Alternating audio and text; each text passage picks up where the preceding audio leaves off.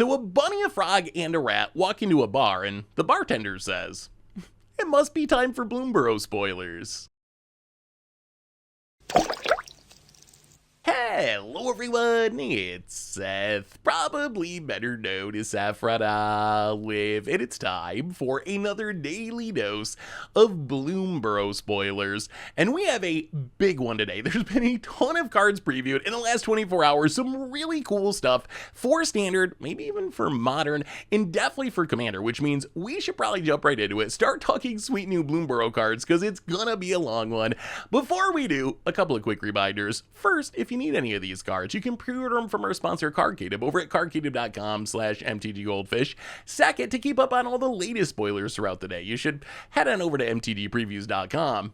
Anyway, let's talk Bloomburrow. First up today, we get the white member of the Mythic Season cycle, and it's a good one in Season of the Burrow. So Season of the Burrow, 5-mana sorcery, choose up to 5 paws worth of modes. You can choose each mode more than once. For 1 paw, you make a 1/1 white rabbit creature token. For 2 paws, you exile target non-land permanent, its controller draws a card. For 3 paws, return target permanent card, mana value 3 or less from your graveyard to the battlefield with the indestructibility counter on it. That last mode is kind of notable. We've seen a lot of variations on this Sun Titan effect, the reanimate something mana value 3 or less effect recently, and a lot of them have had some sort of drawback. You like reanimate the thing with a finality counter, or maybe it can't hit lands, it's only non-land permanents. Worth mentioning that Season of the Burrow is like the best possible version of this effect. You can get lands if you want to, you can get any permanent mana value 3 or less, and rather than a finality counter, it's actually going to come in with an indestructible counter, so that's a pretty huge upside there. So I think this card, if you think about what it does, it's actually very strong. So baseline is, you can choose the 1 paw mode 5 times and make 5 1/1s, which makes it increasing devotion essentially. You get 5 1/1s for 5 mana, but you can also split this up in pretty interesting ways. The second mode, kind of like a introduction to Annihilation, or maybe an Oblation you could compare it to, that only lets your opponent draw 1 card. And then the last mode's kind of Savine's Reclamation with the upside that the thing's indestructible. When you think about how you can split this up, so you could just make 5 1/1s, but you could also make 2 1/1s, so you get to raise the alarm out of the deal, and also as Savine's Reclamation. That seems pretty powerful. You can make 3 1/1s, so you get like a Whorled outburst out of it, and also exile your opponent's best thing. If you're behind, you can make a single 1/1 and exile 2 of your opponent's things. So I think that's what makes this card very strong. If you're ahead, the card is good, so you can make a bunch of rabbits to push through the last damage to close out the game. If you're behind, the card is also pretty good. You can exile your opponent's 2 best things and make a jump blocker. So it's one of those cards that's going to be good pretty much no matter what the game state, and it's even better in the context of Standard because of how rabbits want to work. If you look at the rabbits we're getting in Bloomburrow Standard, they're all about going super wide. You got like Regal Bunnycorn, Bloomburrow Mentor. They get big based on how many things you have on the battlefield. You got cards like Phineas and Worn War Leader that really want you to go wide because their ability pumps all your rabbits. So I feel like Season of the Burrow is worst case a rabbit staple in Standard. It just does everything that the rabbits could possibly want. I also think there's upside in generic text as well. Being able to reanimate any permanent with mana value 3 or less means this can get back a 3 Blind Mice, or a Toski is welcome, or a Sword, which is a pretty huge upside, or it can get back a land in a pinch. So I think the reanimation mode is actually really, really good. In Commander, I think you can play this card in, well, rabbits obviously, but any sort of go wide token deck. I think this card's going to be very, very good. The ability, same as Standard, to like make a bunch of tokens if you want to, but also have some removal mixed in. If something important's in the yard, you can reanimate it. When you add all that together, it's a really, really flexible and strong card. But there is one weird quirk of this card that I want to point out because it's not obvious at first glance, and it's how the tokens are actually made. So look at a commander like Best Soul Nourisher. So Best's ability is whenever 1 or more other creatures with base power and toughness or 1 enter the battlefield under your control, you put a +1/+1 counter on Best. So let's say you have a Best and you cast a Increasing Devotion, which makes 5 1/1 white humans. You'll only trigger Best's ability a single time because all 5 of those tokens come into play at once, so Best gets 1 counter. Season of the Burrow, because of this weird modal paw thing, actually works the opposite way. Let's say you just choose that 1 paw mode 5 times. How it's technically going to work is you're going to make a 1/1 rabbit, then you're going to make another 1/1 rabbit, then another, then another, then another. So Season of the Burrow, all the rabbits come into play 1 by 1 by 1, which means you're going to trigger Best 5 times and put 5 +1/+1 counters on it. So keep that in mind. If you're playing a deck that has an effect that refers to like 1 or are more creatures coming into play to do something, Seize on the Burrow going to be way better than something like Increasing Devotion, because all those rabbits are going to come into play at once and trigger your thing a whole bunch of times rather than just one time. So Seize on the Burrow, the card's great. I think we'll see it in Standard. It should be very good in token decks in Commander. So just all around a really powerful and flexible card. And again, another piece of great art. The art in this set is just so off the charts good.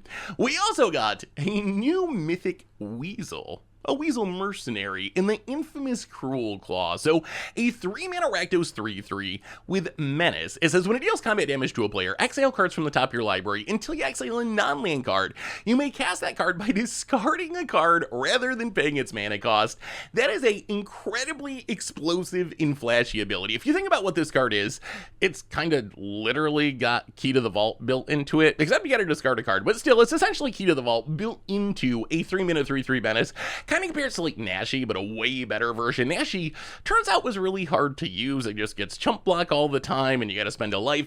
It's essentially like an Atali trigger when it gets in combat damage, but you gotta discard the card. When you add all this together, this seems like a very powerful effect. So how do you actually take advantage of this card? And we'll talk about its ceiling, how you can kind of manipulate your deck to get the most value out of this. But I think this card is strong enough that you don't have to do that. If you think about Standard, we're about to lose Graveyard Trespasser, right? So I think you can just play Infamous Cruelclaw very fairly in your 3-drop slot. Maybe not a 4 of because it's legendary, but still, I think you can just play this in like Jund mid-range, and you get an attack with it, and you just spin into your deck, and maybe you hit a Mosswood Dread Knight, maybe it's an Outcaster Trailblazer, maybe a high roll into Vein Ripper or Vaultborn Tyrant. You don't really care. No matter what you hit, it's gonna be worth it a huge percentage of the time. So I don't think you have to build around this card. I think it's good enough just as a fair mid-range card. However, if you do build around this card, it gets even scarier. We've seen some Standard decks built around Caustic Bronco and Insatiable Avarice, with the idea being you use Insatiable Avarice to tutor some big thing to the top of your deck, and then Caustic Bronco can reveal it, drain your opponent for a ton, maybe win the game on the spot. You can do the same thing with the Infamous Cruelclaw, where you get down your Cruelclaw, you know you're going to get an attack this turn. Before combat, you use Avarice to put a Portal to Phyrexia, whatever huge finisher you have, onto the top of your deck, and you know you're going to get that essentially for free once you get in your attack with Cruelclaw. So maybe we see a deck that combines both of these. So we've seen Bronco be good. We've seen Cruelclaw now, which kind of supports the same play pattern. Throw in the Avarice, some big stuff. It seems like maybe there's a deck there. Once you get back to Commander, it gets even easier. There's so many ways to manipulate the top of your deck. Vampiric Tutor, Scroll Rack, Sensei's Divining Tops.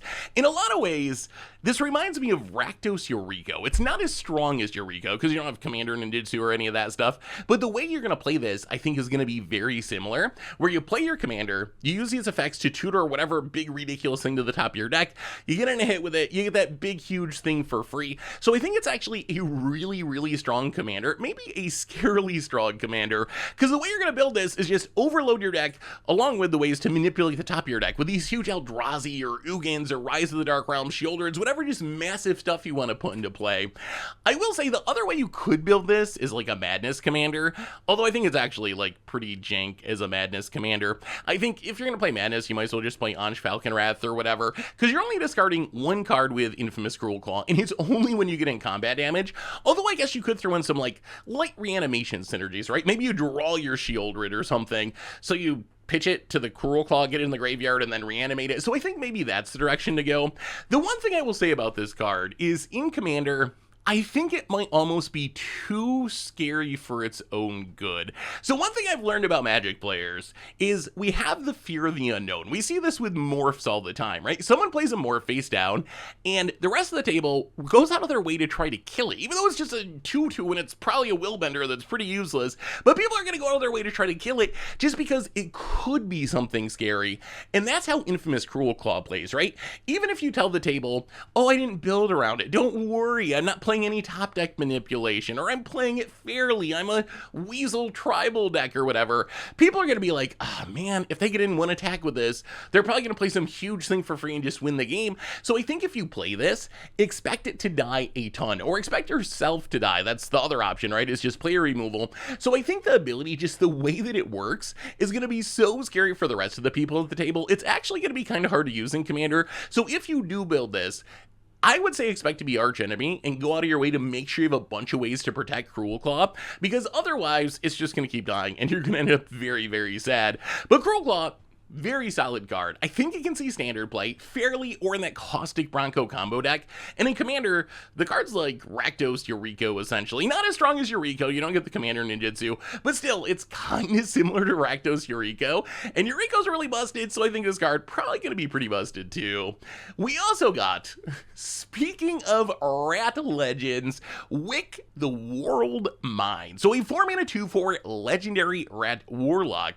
It says whenever it or another rat you control enters, create a 1/1 black snail creature token if you don't control a snail. Otherwise, put a +1/+1 counter on a snail you control, and then you can pay 3 mana, Grixis mana, which is mostly relevant for Commander, so it is a Grixis Commander. It deals damage equal to the sack creature's power to each opponent, then you draw cards equal to the sacrifice creature's power. So this card is very, very strange. It essentially has, when a rat ETBs amass a snail, is the best way to think about this card. If you don't have a snail, you make one. If you do have a snail, you put counters on it, just like amass. The one weird part about this card is you're really dependent on Wick itself for the snail shenanigans. As far as I can tell, unless I missed something, there's literally one other snail in all of Magic, and that's Skullcap Snail. So I believe this is only the second snail. So pretty much, you're going to be dependent on Wick's ability to make the snail plan work. So I think what you do is you just play Wick, and then play as many rats as possible, or make as many rat tokens as possible, to try to make that snail big, and then tag it, get in some damage, draw a bunch of cards, and then repeat the process. So I think that's kind of the plan. As far as standard is concerned, I mean, it could see play in a rat deck. We'll have to see. So rats got a little bit of hype when Eldraine released, like last fall, and haven't really taken off as a competitive deck, although we have seen like Lord Skitter be good, Song of Tatanzan has had some uses, and we're getting a bunch of new rats in this set. We already got Vren, we got Wick, so there's a bunch of new rats that are coming that seem pretty strong. So maybe we have some sort of rat deck in standard. In a rat deck is a 4-mana 2/4 that comes along with a 1/1 that grows as more rats come into play and maybe eventually deals some damage. I don't know. I could see playing like a copy or two. I don't think it's like super pushed, and we'll talk about Vren in a minute, and Vren I think is the stronger of the 4-drop rats overall. So we'll have to see. It might be like a 1-of in standard. I think the real purpose of this card is to be a Grixis rat commander, because that's something we just haven't had, right? If you look at rats, there's a bunch of mono black rat commanders. There's a Sultai rat commander in Nashi Moon's Legacy. There's a Rakdos rat commander, an uncommon one, but a Rakdos rat commander that we got from Wilds of Eldraine. But what we don't have is a Grixis rat commander, and that's actually pretty relevant, because if you look at the rats we have in standard, the ones from Eldraine are essentially red-black, and now the new ones we're getting are blue-black. So this is a commander that lets you mash all those rats together of both of those colors and build a really powerful deck out of it. So I think that's the goal of the card. I would say this one is mostly designed to be a Grixis rat commander, and it is a pretty cool Grixis rat commander, although it could see some fringe standard play, I think, in a rat deck. If you make a bunch of rats, that snail gets really big, and then if Wick sticks around, you can throw it at your opponent and draw a ton of cards, which does seem pretty sweet. So we mentioned a minute ago, Vren the Relentless, the other rat 4-drop legend that we got today, and this card I think is really, really strong. If one of these two rat legends is built for standard, I think it's this one, although this one is also a very scary commander. So it is a 4-mana Dimir 3/4 legendary rat rogue. It has Ward 2, so going to be a little bit hard to kill. It says if a creature in opponent's controls would die, exile it instead. And then the big one, at the beginning of each end step, create X 1/1 black rat creature tokens. With this creature gets +1/+1 for each rat you control, where X is the number of creatures your opponents controlled that were exiled this turn. So Vren, if you think about this card, base level, it's a Kalitas or a Namada. I think it's much better than Namada. Maybe not quite as good as Kalitas as far as a constructed card, because Lifelink is actually really relevant on Kalitas. Much better is a commander, I think, than Kalitas. So on level 1, you just play this card, and it's going to hate on your opponent's graveyard synergies. It's worth mentioning, it's only going to deal with things on the battlefield, right? Your opponent can still fill their graveyard by milling or whatever, discarding cards, but if any creatures die, they're going to go to exile instead, which makes it not only a way to hate on reanimation from the battlefield, but also any death triggers. Your opponent's LSL core isn't going to trigger, your Crawling Chorus isn't going to make a token, so it's a pretty reasonable hate card, especially when you add in that ward that increases its odds of sticking on the battlefield.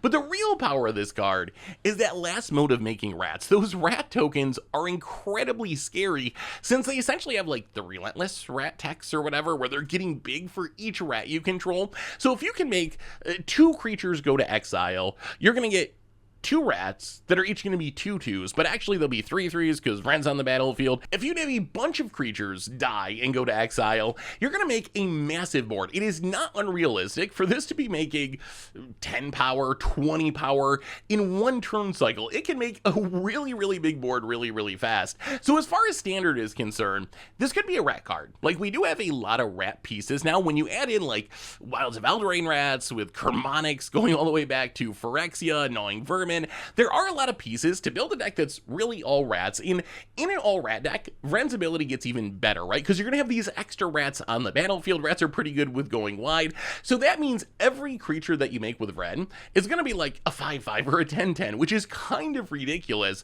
But I don't even think you have to do that. I think you can play this fairly as like a Dimir mid-range card and still get value out of it, where you're just playing your Deep Cavern Bats and your Fairy Masterminds and your Tidebinders, and you kind of top your curve with this. It's an okay body. It's going to annoy your opponent by shutting down their death triggers, and as your opponent's stuff dies and goes to exile, you're just going to keep building this snowballing army of rats. As far as Commander is concerned, I think this card is really, really strong, although it is important to point out it doesn't work that well with Wraths, right? So let's say you have a Vren out and you cast a Damnation and you just Wrath the entire board. Your opponent's stuff's going to go to exile, which is nice, but you're not going to get those rat tokens because those rat tokens being produced is tied to Vren being on the battlefield. So if you Wrath Vren away, you're not going to get the rat tokens, you're just going to sweep the board. On the other hand, I can imagine a pretty devastating kind of sack deck build around this. Let's say you have a Grave Pack down, so whenever one of your creatures dies, your opponent has to sack a creature, play a sack out like Ashnod's Altar, have some sock fodder, make everyone just sack a bunch of creatures, and then Vren on the end step is just going to make a ridiculously probably lethal board full of rats just from its ability by itself. So with a deck like that, I think that Vren can actually be busted. There's also some cuteness with tokens, like Tombstone Stairwell might be one of the best cards for Vren. It's this old 4-mana enchantment with a cumulative upkeep of 2, and it says during each upkeep, each player puts into play a Tomb Spawn token for each creature card in their graveyard. These tokens are 2/2s that have haste, count as zombies, and at the end of any turn or when it leaves play, all those tokens get sacrificed. So I know it's got some weird old wording on this card, but essentially what's going to happen is during each upkeep, each player is going to make a 2/2 for each creature in their graveyard, and then those creatures are going to get sacrificed at the end of turn. And here it's worth pointing out what actually happens with tokens when they leave the battlefield. So these tokens, they're obviously going to disappear. You can't have a token chilling in the exile zone or graveyard, but the way it works by the rules is these tokens will briefly go to exile, so they will count as things that have been exiled for Vren, and then they're going to disappear. So if you play Tombstone Stairwell out, it's very realistic that you're going to have, I don't even know, depending on how full graveyards are, 10, 15 of these 2/2s going into exile each turn, and you're just making the biggest board full of rats imaginable. The other thing worth pointing out about this card is it only works with creatures that went to exile from the battlefield. So if you have some discard spell that makes your opponent exile, or you, I don't know, get a Leyline of the Void out and mill your opponent, you're not going to make rats for all those, which is probably a good thing because this card seems pretty busted as it is. So again, like we talked about in Standard, I think you can just build this as like a generic, like removal heavy sack commander and trust that Vren is going to, by itself essentially, win the game with its ability. You can also make it a straight up rat commander where you're playing a bunch of rat colonies and relentless rats, really cute commander for them. All of those rats are going to be pumping each other, plus they're going to pump the rats you make with Vren. So I think this might be my new favorite rat commander, and this is another one that I think is actually very strong. The ward helps here a little bit. I think this is going to be a big removal target because not only does its static ability, it's not really like a stacks piece, but it is going to annoy opponents, but its last ability just has potential to put so much power on the battlefield in a single turn that I think it's going to be a removal magnet. But if you can get this card to stick around and protect it, it is a commander that can win the game pretty much by itself. We also got Dawn's Truce, so a 2-mana instant that says you and permanents you control gain hexproof until end of turn, but if you gift your opponent a card, permanents you control also gain indestructible until end of turn. So Dawn's Truce is like white heroic intervention, a little bit worse because you got to gift your opponent a card if you want all the modes. kind of like a watered down standard to fairies protection, where you get the protection of your face as well, unlike heroic intervention, but phasing out is stronger protection than indestructible. You still get wrecked by exile-based Sunfall or Farewell or whatever. So I think that Dawn's Truce, I don't know. I don't know if this is really designed to be a standard card. Its best case is probably going to be like a sideboard card. I have played Heroic Intervention in my sideboard before. In decks that really need to protect its creature, it just doesn't really line up with Sunfall very well. Its best use might be to fizzle some sort of Storm kill, which we just got Ral in Modern. We're getting Ral Crackling Wit, which brings Storm back to Standard. And the fact that this gives your face hexproof is a good way to fizzle your opponent from like grape shotting you to death or something. As I mentioned before, my big concern with this card in Standard is Sunfall is the premier Wrath in the format, and Sunfall exiles everything, so it doesn't really care if you Dawn's Truth or not. So unless the meta shifts and another Wrath takes Sunfall's place atop the meta, I think it's unlikely to be that heavily played in Standard. In Commander, I think it's fine. We just have so many different options for protecting your team these days that I'm not sure this is the best one. You still get wrecked by Farewell, you still get wrecked by Sunfall, although I do like that it hits your face. Like I said, it's definitely a step below Teferi's Protection, but Teferi's Protection is arguably too good of a card in my opinion, so maybe this is about the right power level for one of these white protection spells in Commander. Speaking of wraths that could replace Sunfall, but probably won't replace Sunfall, we also got Starfall Invocation, a 5-mana sorcerer. It's a white card that says destroy all creatures, and then you can give your opponent a gift of a card, and if you do, return a creature put into your graveyard this way to the battlefield under your control. So essentially, you wrath the board, and if you give your opponent a gift, you get to return one of your creatures that you wrath. So Starfall Invocation kind of reminds me of Blood on the Snow. That's probably the closest comparison that I could think of, as like a wrath that also lets you reanimate something. Blood on the Snow, a little bit more mana, and it required you to play Snowlands. So Starfall Invocation might actually be better than Blood on the Snow, but we did see Blood on the Snow see some play in Standard. Like the ability to wrath the board and reanimate something is actually a pretty powerful effect. The question for Starfall Invocation is, we have so many wraths in Standard. Sunfall is an incredibly strong Standard Wrath, and I think that it's likely to just be better than Starfall Invocation. And then we know we're getting Day of Judgment in November once we get to Foundations, which is just a mana cheaper. So I think most decks are probably going to prefer Sunfall or Day of Judgment over Starfall Invocation, but I could see an argument in specific decks that this could be better. And I'm not even sure if it is, but if this is going to see play, I imagine it's going to be in some sort of mid-rangey style deck. You sometimes see these mid-range decks that are playing Sunfalls in the sideboard. In those decks, Starfall Invocation might actually just be better, because you can wrath away the board, but then get back your Ezram or get back your Elish Norn. Is getting back an Ezram or Elish Norn better than the huge incubate that you would make with Sunfall? That's kind of where the question is, especially when you throw in the fact that exiling is probably better than destroying, even in a creature deck where you might want to get your creatures back. But that's the kind of deck I think that could take advantage of this card. The same is kind of true of Commander. There's just so much competition in Commander that I'm not sure get back one of the creatures that you wrath is enough of an upside for this to make the cut. You have Farewell, you have Onto Inversion, you have Vanquish the Horde, you got a Steer command, you got Sunfall. The list of wraths, Wrath of God itself, Day of Judgment, the list of wraths in Commander is already just so super long that I'm not sure where this fits, but I will say being able to reanimate something is a nice little upside. So Starfall Invocation, it's a good card. It's a very solid wrath. Is it better than the options we already have? That's where I'm not exactly sure. We also got two Bobs in a trench coat in Darkstar Augur. So a 3-mana 2/3 Bat Warlock with Offspring of 1. It has flying, and it says, at the beginning of upkeep, reveal the top card of your library, put that card in your hand, and lose life equal to its mana value. If that text looks familiar, it's Dark Confidant, except for 3 mana on a relatively decent bodied flyer that for 4 mana gives you a little baby 1/1 version, which is a lot of card draw, but also a lot of risk of death, depending on the mana values of the cards in your deck. Also kind of compares to Twilight Prophet, which was kind of a flying bob, although eventually you start gaining life instead of losing life once you ascend. So is Darkstar Augur good? And I think the answer is yes, but if you're someone that hasn't played with Dark Confidants, it's got to be in the right deck. You can't just jam it in any deck, because if you're flipping 5 drops or 7 drops off this, you're just gonna die. But the card seems built to work really well with bats, because bats have this life gain theme, right? Zorline, whenever a bat attacks, you gain a life. Deep Cavern Bat has lifelink. Life Creed Duel, even a bat version of a Soul Sister. So in a bat deck where you're playing these cheap evasive bats and also naturally gaining a bunch of life, Darkstar Augur seems really, really good. So I think it's a bat staple at a minimum. It also could work in some sort of super card draw heavy Caustic Bronco aggro deck where you just keep your curve really, really low, and between Darkstar Augur and Caustic Bronco, you're just going to generate a huge amount of card advantage. It's also nice that this is essentially card draw that doesn't care about Shoulder, it doesn't care about Orcish Bowmaster, because you're not technically drawing a card, you're just revealing it and putting it into your hand, so it gets around some of the punishment of card draw that we see that's really popular now.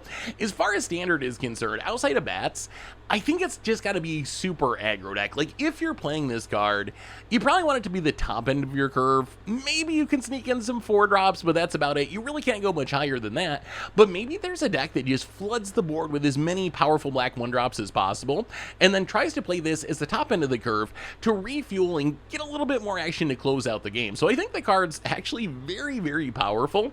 Just keep in mind, it's got to go in the right deck for it to be worth it. But a Dark Confidant that comes along with a baby potentially and has flying has got to be a good card somewhere. We also got a new mythic frog legend in Helga Skittish Seer. So 3 mana Bant legendary frog druid. It's a 1/3. It says whenever you cast a creature spell with mana value 4 or greater, you draw a card, you gain a life, and you put a +1/+1 counter on it, and then it taps to make X mana of any one color where X is its power, but you can only spend this mana to cast creature spells with mana value 4 or greater, or creature spells with X in their mana cost. So Helga, it's a lot of value if you can trigger it. So it requires you to play a very expensive deck. It's actually kind of the exact opposite of the Dark Confidant bat we were just talking about. The Dark Confidant bat, you want all your cards to be as cheap as possible. Helga, kind of the other direction. You want all your cards to be as expensive as possible. And then it snowballs pretty well as you cast cards. You're drawing more cards. You're going your Helga to make more mana. Also a little bit like Morrowind the Nurture, that last mode where it makes a bunch of mana equal to its power and grows as you play things. Although it's going to grow a lot slower than Morrowind, because Morrowind just cares about elves entering the battlefield, so you can just cast a bunch of like Llanowar elves for 1 mana and make it really big, make a ton of mana. Helga only going to grow when you cast expensive creatures, but still, it does kind of snowball once it gets going. I have to say, as far as Standard is concerned, outside of maybe like janky combo potential, I guess you could like play Helga and cast a bunch of giant growths on it to try to make a bunch of mana and cast some huge creature. I'm kind of skeptical that it's going to see play, just because there's not that many creatures of mana value 4 or greater that see heavily play in Standard. I went through the top 50 most played creatures in current Standard, and these are all the ones I could find with mana value of 4 or greater, and a lot of these cards are like 1-ofs or 2-ofs. Like Aclazot's most played creature in Standard right now, but it's like an average of 1.5 copies per deck or something. So even if you're playing Aclazot's, you probably don't have that many of them. So I'm a little skeptical that you're going to be able to build a deck in Standard that can really support Helga and just have enough expensive cards in it to really make it work without having a curve that is just unfunctionally high and cluttered. So I think this is supposed to be a commander card. I guess in Standard, maybe the best way to build around it is Convoke. That was the first thing I thought of, is like, we have Night Errant of Eos, we know we're getting the Wandering Rescuer. These are technically 5 mana value cards, but often you're playing them for free or for, you know, 1 mana or something thanks to Convoke. But since our mana value is still 5, it'll still trigger Helga, so maybe you could do some sort of weird back Convoke thing, especially after we get Duskmourn. But I think this is supposed to be just a really strong commander, and it is a really strong commander. I've said many, many times before, what's Commander about? It's about 2 things at its foundation, which is drawing cards and making mana. If you draw more cards than your opponents and make more mana than your opponents, you will win the game most of the time. And Helga's a commander that in its own weird froggy way does exactly that, right? It draws you cards, and then it makes mana, it draws you cards, and it makes mana. So that by itself is a very powerful commander, and in Commander, there's a lot more expensive cards seeing play. Cards like Solemn Simulacrum, Beast Whisperer, Sun Titan, Avenger of Zendikar, Seedborn Muse, these are all staples, and since Helga's in green, you can make your creature curve very, very high and just overload on ramp spells in the early game, and then make sure all your creatures are triggering Helga. So I think in Commander, the card's a little bit boring, right? It's just kind of like a play a bunch of big creatures and I'll probably win you the game style of Bant Commander, but it is very powerful. I guess you could also go X-Spells with Helga if you wanted more of a theme. We got like Xeroxa for Sultai, Mega Sluciacane for Teamer, Roshin for Gruul. This is the first Bant X-Spell Commander, although I'll say it's actually like a pretty awkward X-Spell Commander, just because if you look at creatures that have X in their mana cost, their mana values typically like 0, 1, or 2. Like Hydroid Crosses, let's say you cast this for 1,000,000 mana. Its mana value is still 2. Same with Voracious Hydra or Steelborn Hydra or whatever. The mana value just doesn't really line up with the card draw mode, so it's kind of a very awkward X-Spell Commander to the point where it's kind of weird to me that they even tack that text on it, because filling your decks with X-Spells kind of looks like a trap to me. Like, if you play a bunch of X-Spells, you're not drawing cards, you're not growing your Helga, you're not gaining a life, so it's not doing all the cool, important things. So I'm actually curious what I'm missing there. What am I missing about this X-Spell thing? Because when I first saw it, I was like, oh, cool, Hydra Commander, but actually it's not, because then you're not drawing the cards or anything. So what am I missing about the X-Spell text? So Helga, I'd be surprised if it made it in Standard, but that's fine, because I don't think its purpose is to be good in Standard. I think its purpose is to draw you a bunch of cards and make a bunch of mana as your cute little froggy commander, and it does that job very well. Next up, we get a new 3-drop wizard in Hearthborn Battler. So 3 mana 2/3 Lizard Warlock. It's a red card, it has haste. It says when a player casts their second spell each turn, it deals 2 damage to target opponent. So Hearthborn Battler, it seems fine. Even with haste, the 2/3 stats, I'm a little skeptical of. This is another one of those cards that I think gets a little punished by going into such a big Standard format. There's just a lot of options in your 3-drop slot for red cards. You can play Furnace Punisher, Imodane's Recruiter, or Squee, or Godric, or Byway Barterer, another new card. And I'm not sure that Hearthborn Battler is actually better than these cards. Its stats are a little bit weak. Its ability is okay. It's not bad, but not necessarily going to do anything immediately and can be played around. It is nice that it triggers on your spells as well. So in theory, you get to 4 mana and you can like play this and then follow it up with a 1-drop and trigger it immediately to get in some damage, which is nice. So we'll have to wait and see. I would say, I imagine this card is just not quite as good as other options, but maybe we get some sort of lizard deck or something that can really power it up. We also got a new bird clone in Mockingbird. So it is a blue and X 1/1 bird bard. It is flying, and it says, you may have it enter the battlefield as a copy of any creature on the battlefield with mana value less than or equal to the mana spent to cast Mockingbird, except it's a bird in addition to its other types, and it has flying. So Mockingbird is a very, very weird card. On one hand, as a clone, it's not especially strong, right? So the issue is, if you think about Clone is 4 mana, just copy any creature on the battlefield. If you think about how Mockingbird works compared to a clone, the big issue is the most powerful thing you do with a clone is copy something that costs way more than 4 mana. You want to cast your clone and copy an Atali or an Atraxa and get one of these really expensive, powerful cards at a discount. You can't really do that easily with Mockingbird, right? If you want to copy an Atraxa or an Atali, you're going to have to spend 8 mana, which is just way, way, way too much. So its best use is probably going to be copying small creatures. It is nice that whatever you copy is going to have flying. Like, that is a pretty cute upside. And I guess in the late game, if you have a ton of mana, maybe you do end up copying an Atali or a Atraxa. But all that to say, just as a clone, I don't think Mockingbird is that strong. The upside of this card is it's also just a flying man. It's a 1 mana 1/1 flyer, and sometimes that's pretty important, because if you think about bird decks, think about the decks Richard plays on Commander Clash, they just want to put these cheap evasive bodies base on the battlefield, and then attack with them and draw a ton of cards with Toski or Biden of Thassa. So if you think of this like a split card, where this is a 1-mana 1/1 flyer that's going to trigger your bird synergy, is going to draw you some cards, and then you get the upside that in the late game you draw it off the top and you're like, I got a ton of mana, I'm just going to copy the biggest thing on the battlefield.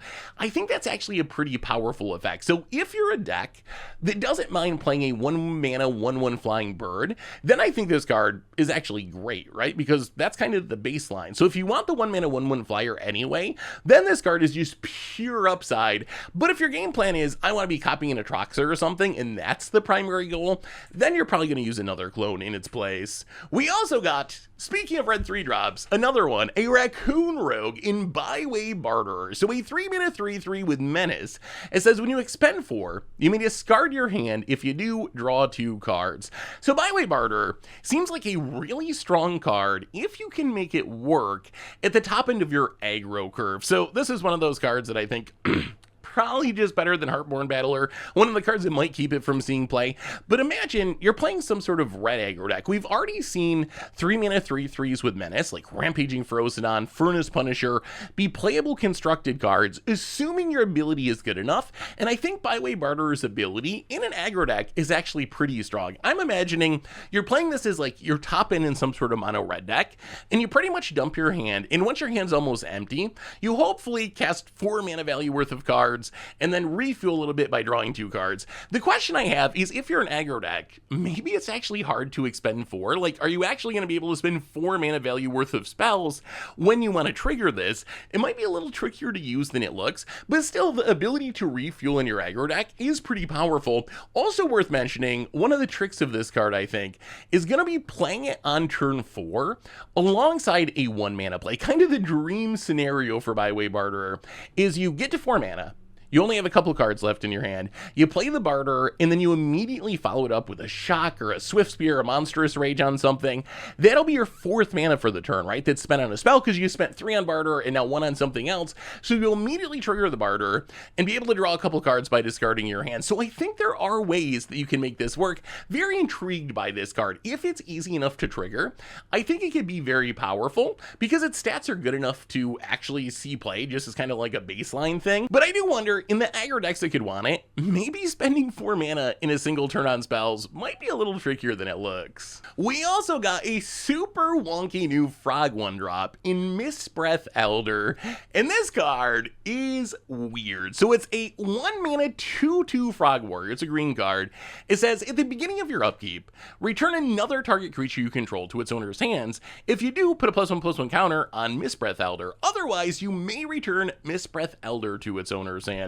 So just so it's clear, because the wording's a little bit confusing, if this is the only creature on the battlefield, then you don't really have to do anything. You may return it to your hand if you want to, but you don't have to. If there is another creature on the battlefield, then you have to return it to your hand. There's no may on that aspect of the card. So more than one creature, you gotta bounce something. If this is your only creature, you can bounce it, but you don't have to bounce it.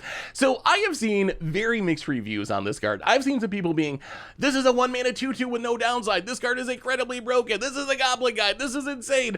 I will tell you, I think this card is way worse than a lot of people think, but also way better than a lot of people think. And let me explain why. So first, I will say, as an aggro card, as a Goblin Guide, I think Mistbreath Elder is horrible. It is straight up unplayable.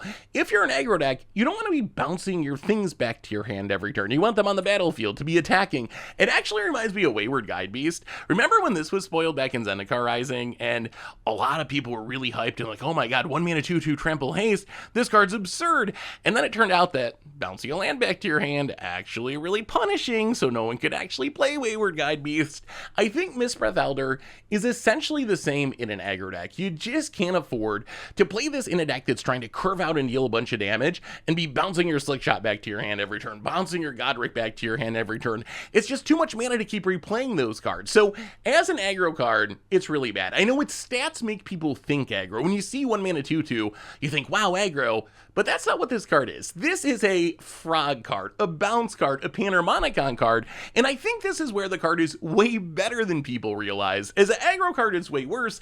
As a like synergistic piece in a Panharmonicon Panharmonicon deck, this card is actually really, really good. So we've talked at length this spoiler season about how frogs in Bloomburrow want you to be bouncing your own stuff, blinking your own stuff, lots of ETB triggers, reasons to reward you for bouncing your stuff, putting it back into play. In the context of frogs, this is actually pretty good, right? You're able to pick up your Pawn Prophet, play it again to draw another card. You can pick up your Dream Dew Entrancer, play it again to stun something, or your Sun Shower Druid to gain more life and put counters on things. So in a context of a frog deck, I could actually see this card being pretty good. And then you can even play this in a more generic deck. You don't have to be frogs. Maybe you're just like bouncing Novice Inspectors or Spyglass Sirens, maybe a Delny to the mix, and some sort of weird aggro Panharmonicon deck. In those contexts, there's still going to be risk, and there's still going to be times when you don't really want to pick up that Novice Inspector, but you're going to have to do it. But that's where I think this card has value, is more of like a combo piece in some sense. You might remember a long time ago, we played this deck in Modern that was mono green land destruction, and how the deck actually closed out the game was Stampeding Soooo, this 4-drop that at the beginning of your upkeep, you have to bounce a green creature back to your hand. And what the deck was trying to set up was Stampeding Soooo with something like Acidic Slime. So every turn we'd bounce it, replay it, blow up another land, or Eternal Witness, so we could get back Primal Command, get back a Plow Wonder, and do that every single turn. With a deck like that, Mistbreath Elder is ridiculous. It's so much cheaper and more efficient than Soooo, and that's another kind of place where a card like this can work. So I think that Mistbreath Elder, really, really bad as an aggro card. I don't think it's going to work at all. But as a combo piece, as a synergy piece, as a Panharmonicon card, then I'm actually really hyped about this 1-drop, because it is just the cheapest way on a creature to be bouncing things back to your hand every turn. And if that's what your deck wants to do, Mistbreath Elder is the best way to get it done. Moving into the realm of lower rarity cards, we got a few good ones to talk about today, starting with Burrowguard Mentor. So a Selesnya 2-drop Rabbit Soldier.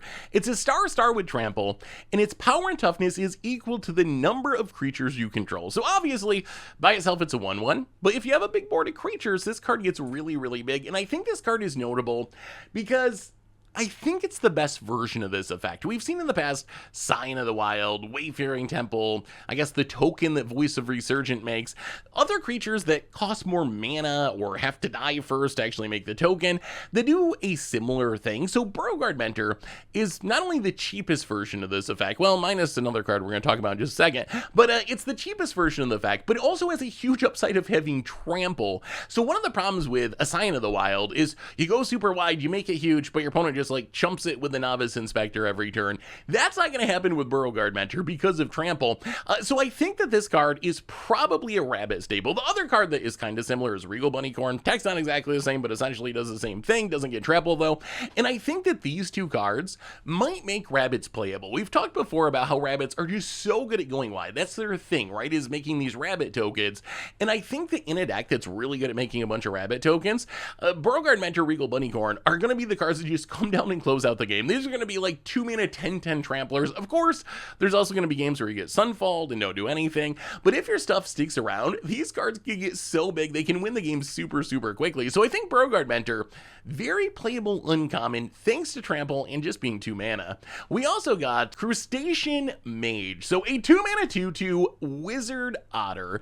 It has Offspring of 2, and it says whenever you cast a non-creature spell, this creature deals 1 damage to each opponent. So you get 1 of them for 2 mana, 2 of them, with 1 being a 1/1 for 4 mana. This is essentially a Kessig Flame Breather, or a Firebrand Archer, or Thermo Alchemist. These are all cards we've played in the past. They've never been staple level cards, but we've played many decks built around these cards where you just play them and cast a bunch of spells and burn your opponent out of the game. And with the Otters having a Spellslinger theme in Bloomburrow, I wouldn't be surprised if there was a deck that could support it. It might be more of like a fun budget deck than a top tier standard deck, but I think this is now probably the best version of this effect. Like, it's 2/2 stats better than Firebrand Archer, plus the Offspring mode is really, really big that in the mid game or the late game, you can get 2 of these for the price of 1, which is going to double up your damage and get your opponent's life total to 0 super, super quickly. So not a card that's going to go in every deck, but in the right deck, I could see this card being constructed playable. We also got Huskburster Swarm, a 8-mana 6/6 elemental insect that costs 1 less to cast for each creature card you own in exile and in your graveyard, and it has Menace and Death Touch. So this card is pretty interesting. We've seen similar cards in the past. Writhing Necromass has seen a bit of play. Molderhawk saw play during its standard. I think this card can do the same thing. We've talked before about like the Urborg Lurgoyf Cruel Somniphage Self-Mill style deck. In a deck that's creature heavy and all about filling your own graveyard, this seems like a very, very powerful card where you can easily get its cost down to 1 mana, and a 1 mana 6/6 Meneth Deathshot is a really big creature. Plus, this gets around one of the biggest problems with the Urborg Lurgoyf deck, which is your opponent's going to try to exile your graveyard, and if they do, all of your cards become really, really bad. But because this works with creatures that are in exile or in your graveyard, even if your opponent Leyline of the Voids you or Rest in Pieces you, you're still going to be able to get a bunch of creatures in exile and cast this at a discount. So again, a card that goes in a specific deck, but in that deck, I think the Swarm might actually be pretty playable top-end finisher. We also got a really good rat in Persistent Marshstalker. So a 2 mana 3/1 rat berserker.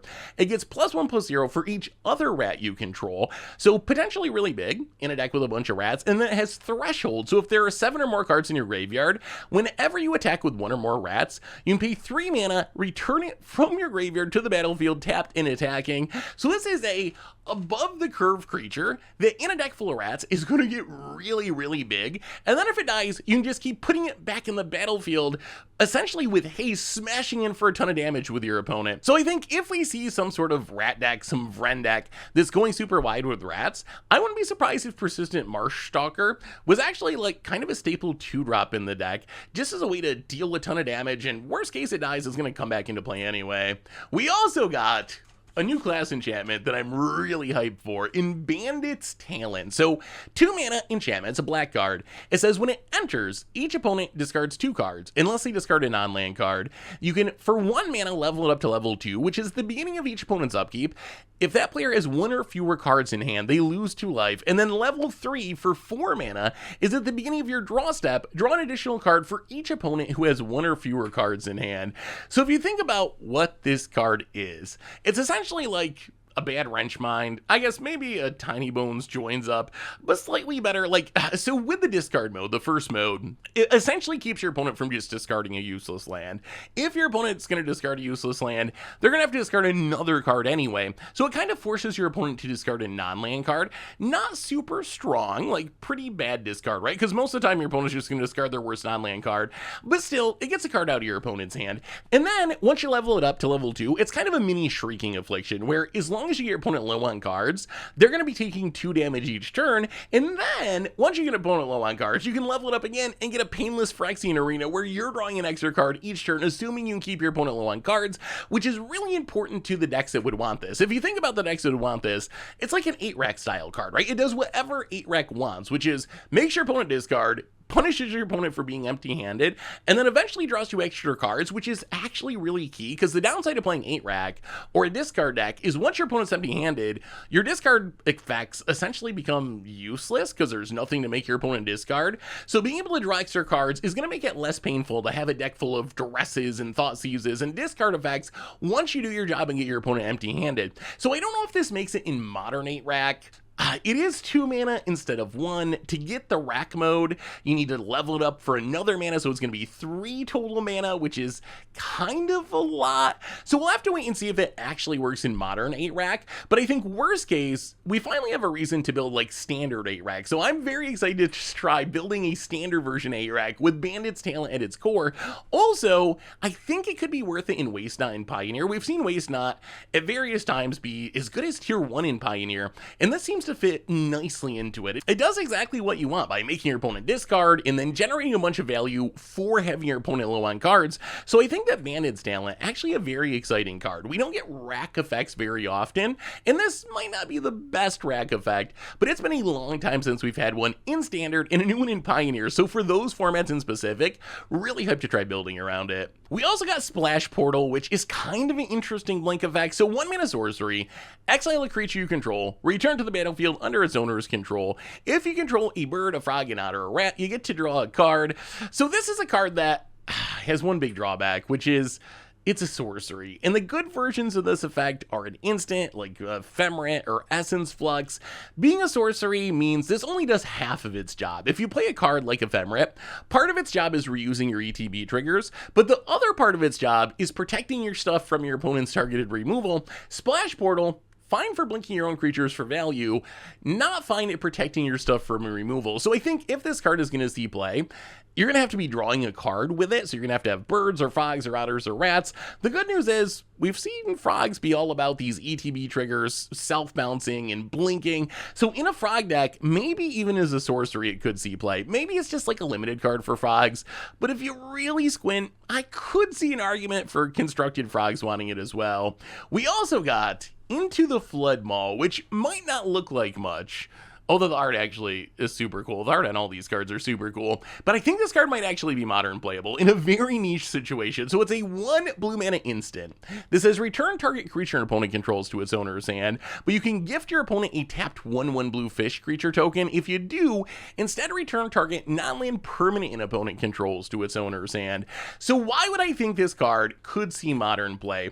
And the answer is, it can get rid of anything for a single mana at instant speed. Right now, Void Snare is the cheapest unconditional bounce spell, and it's a sorcery.